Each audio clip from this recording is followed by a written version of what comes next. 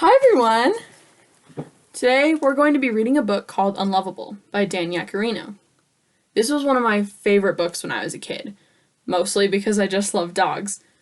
But the moral behind this story is about how even if sometimes you feel like you aren't good as everyone else in school or in a sport, like how Alfred, the dog in this book, feels, you can still have friends and family that love you for you.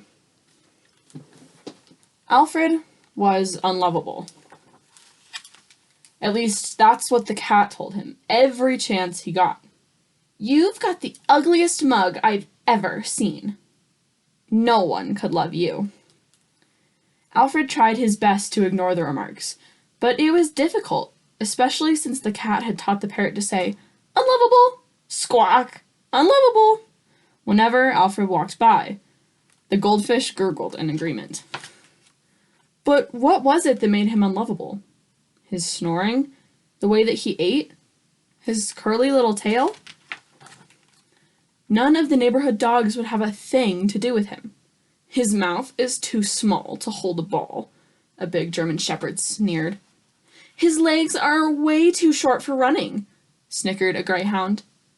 A pampered poodle chuckled. "Did you see that face?" "Beat it, shrimp," growled a Doberman. "You couldn't even scare a mailman." Alfred didn't like staying in the house, since the cat was always making fun of him. The parrot was always squawking, "Unlovable!" and the goldfish was always gurgling in agreement. So Alfred spent most of his time alone in the backyard. One day, a new family moved in next door. Alfred tried to see if they had a dog who might be his friend, but he was too little to look over the fence.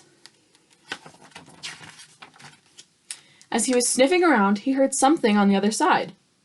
"Hello?" Alfred called. "Hi," came the answer. "I'm Rex. I just moved in." "My name's Alfred."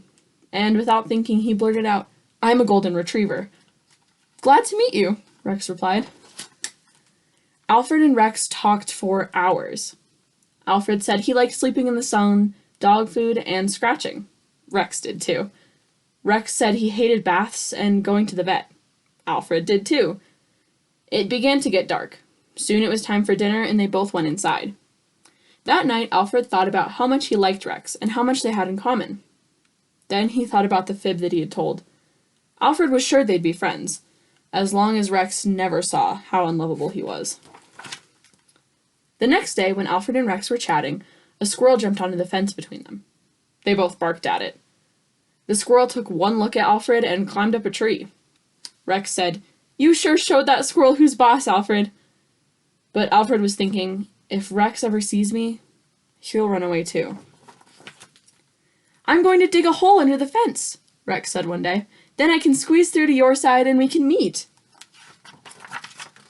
Alfred heard Rex digging. When he heard Rex wriggle under the fence, he ran and hid behind a bush. Then he heard Rex call, "Alfred, where are you?" Suddenly, Rex poked his head into the bush where Alfred was hiding. You look just like me," gasped Alfred. "Wow, this is great," said Rex. "You're not a golden retriever after all." Alfred had to laugh. Who cared what others said? Rex was his friend, and Rex liked him just the way he was. Together, Alfred and Rex ran, they jumped, they played, and Alfred never felt unlovable again. I really love that story. It's about making friends and making sure that you feel loved, even if sometimes you don't. Thank you for listening.